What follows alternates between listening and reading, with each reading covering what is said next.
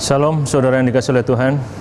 Kembali kita akan merenungkan firman Tuhan. Mari siapkan hati, kita berdoa terlebih dahulu. Bapa, terima kasih untuk siang hari ini. Kami siap untuk merenungkan firman-Mu. Mari tolong kami supaya ketika firman Tuhan disampaikan kami bisa mendengar, kami bisa mengerti, dan kami bisa merenungkan firman Tuhan. Dan pada akhirnya firman Tuhan terus hidup dan bertumbuh dalam hati setiap kami. Mari urapi kami siap Tuhan untuk merenungkan firman-Mu dalam nama Tuhan Yesus. Amin. Saudara yang dikasihi oleh Tuhan, siang hari ini kita akan belajar firman Tuhan. Kita akan merenungkan firman Tuhan dari 1 Raja-Raja pasal 17. Kita baca ayat 7 sampai ayat yang ke-13.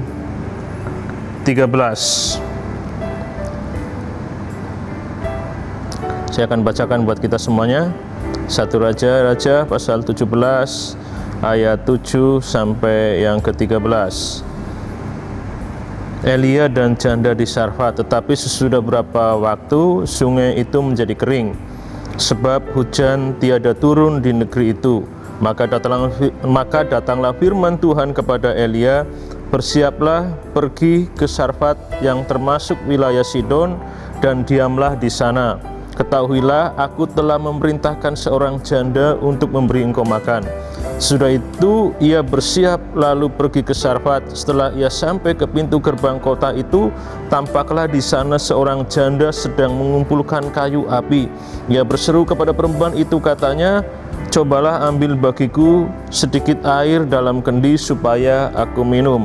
Ketika perempuan itu pergi mengambilnya, ia berseru lagi, cobalah ambil juga bagiku sepotong roti.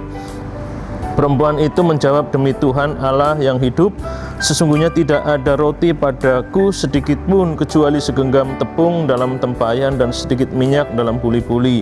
Dan sekarang aku sedang mengumpulkan 2-3 potong kayu api, kemudian aku mau pulang untuk mengolahnya bagiku dan bagi anakku, dan setelah kami memakannya maka kami akan mati. Tapi Elia berkata kepadanya, janganlah takut, pulanglah, buatlah seperti yang kau katakan, tetapi buatlah lebih dahulu bagiku sepotong roti bundar kecil daripadanya dan bawalah kepadaku, kemudian barulah kau buat bagimu dan bagi anakmu.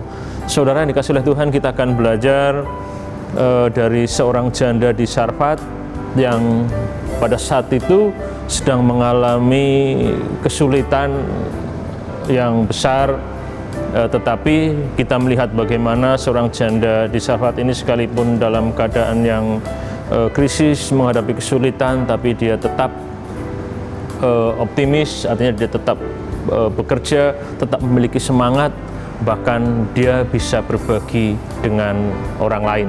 Saudara, konteks pembacaan kita menceritakan bagaimana Israel sedang mengalami kekeringan dan kelaparan yang cukup lama. Diperkirakan sekitar 3,5 tahun Israel mengalami kekeringan yang mengakibatkan kelaparan. Kenapa Tuhan izinkan itu terjadi? Karena Israel pada saat itu melakukan tindakan yang sungguh-sungguh tidak diperkenan Tuhan. Mereka menyembah ilah lain, mereka mencondongkan hati mereka kepada Baal. Ya, pada saat itu Raja Ahab yang terpengaruh oleh istrinya yaitu Isabel melakukan penyembahan terhadap Baal, dan Elia sebagai nabi Tuhan memberikan peringatan kepada mereka, dan Tuhan menegur umat Israel dengan menghentikan atau tidak memberikan hujan selama sekitar 3,5 tahun dan mengakibatkan kelaparan. Saudara, dampak dari bencana tersebut dialami oleh semua orang, termasuk seorang janda di Sarfat ini. Jadi janda ini sangat terdampak dengan situasi yang saat itu sedang terjadi di Israel, kekeringan dan kelaparan, sehingga di situ dikatakan bahwa janda di Sarfat ini yang tidak disebutkan namanya siapa, janda ini sudah tidak memiliki apa-apa. ya, kecuali dikatakan segenggam tepung. Artinya dia sudah tidak memiliki apa-apa untuk dimakan, hanya tepung terakhir untuk diolah, dan setelah itu dia mengatakan setelah makan apa yang diolah untuk terakhir, dia dan anaknya akan mati. Artinya sudah tidak ada lagi solusi, tidak ada lagi jalan keluar dari apa yang saat itu sedang dihadapi. Dia tidak lagi memiliki apapun untuk dimakan, hanya segenggam tepung, dan itu untuk terakhir kali. Tapi sekalipun situasi seperti itu, kita lihat bahwa sekalipun janda di Sarfat ini dihadapkan pada situasi yang sangat genting karena akan makan untuk terakhir kali dan setelah itu dia akan mati. Tapi sekalipun demikian, si janda di Sarfat dia tetap mau bekerja keras, mau melakukan pekerjaan yang dia lakukan, yaitu dikatakan dia mencari kayu bakar. Ya, artinya ini situasi yang tidak mudah, saudara. Ada banyak orang ketika tahu situasinya buruk, tidak lagi memiliki semangat, bahkan langsung kehilangan semangat. Tetapi si janda ini sudah tahu bahwa esok dia akan mati. Tapi sekalipun esok akan mati karena tidak akan bisa makan lagi, dia tetap punya semangat. Dia tetap mencari kayu bakar untuk mengolah makanan yang terakhir. Jadi saudara, di tengah-tengah situasi sulit, di tengah-tengah krisis, seorang janda di Sarfat tetap memiliki semangat, tetap memiliki optimisme. Dia tetap melakukan pekerjaannya, dia melakukan bagiannya, dia mencari kayu bakar.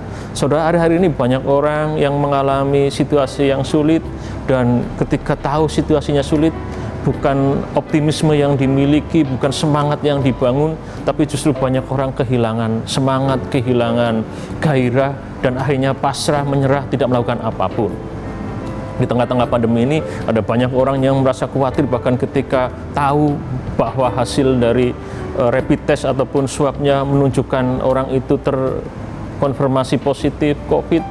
Kadang-kadang orang semakin drop, semakin tidak tahu, semakin tidak memiliki semangat dan kehilangan harapan. Tetapi janda di Sarfat ini tidak. Dia tahu bahwa ini makanan terakhir dan esok dia tidak makan dan kemungkinan besar mati. Tapi sekalipun demikian, janda di Sarfat tetap memiliki semangat. Dia mencari kayu bakar. Yang kedua, kita pelajari, di tengah-tengah kekurangannya, janda di Sarfat tetap mau berbagi. Ya, di situ diceritakan bahwa Elia minta air dan akhirnya Elia juga minta roti. Padahal tepung itu hanya cukup untuk makan terakhir kali. Artinya ini benar-benar situasi yang sangat krisis. Makanan terakhir, ya, tepung terakhir untuk bikin roti, ada orang meminta, dan janda di Sarfat ini hanya memutuskan untuk melakukan yang diminta oleh Nabi Elia, memberikan roti kepada Nabi Elia. Jadi janda di Sarfat ini masak tepung itu dan diberikan kepada Elia, baru mereka makan. Artinya kita lihat bahwa dalam situasi sulit, dalam situasi yang genting, yang krisis, si janda di Sarfat tetap mau berbagi kepada orang lain. Padahal dia pun membutuhkan, bahkan sangat membutuhkan, tapi dia rela berbagi. Jadi ini yang harus kita lihat dan kita pelajari. Terkadang pada saat situasi yang sulit, krisis, boro-boro kita memikirkan orang lain. Pasti fokus kita adalah diri kita. Yang penting kita selamat. Orang lain tidak peduli. Bahkan kalau perlu, kita korbankan orang lain untuk menyelamatkan diri kita. Pada situasi yang genting, pada situasi yang sulit, kadang-kadang itu yang dilakukan oleh banyak orang. Tapi hari ini kita lihat teladan dari janda di Sarfat. Dia tidak mengorbankan orang lain, tapi justru dia berbagi kasih kepada orang lain. Dia memberikan roti seperti apa yang diminta Nabi Elia.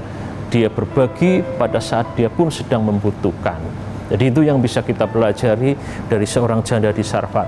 Pada saat menghadapi situasi yang sulit, dia tetap optimis, dia tetap semangat, dan dia tetap mau berbagi dengan orang lain. Biarlah ini menjadi perenungan kita di tengah-tengah situasi yang mungkin sulit saat ini bagi kita atau bagi sebagian kita. Biarlah kita tetap memiliki optimisme, kita bisa tetap memiliki semangat, dan kita bisa dan mau berbagi dengan orang yang lain.